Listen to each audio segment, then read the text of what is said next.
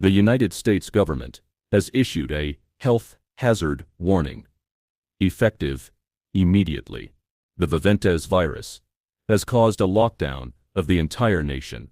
Failure to follow laws will result in immediate euthanization. Do not leave your home for anything. The government has sent grocery companies drones to send you your groceries.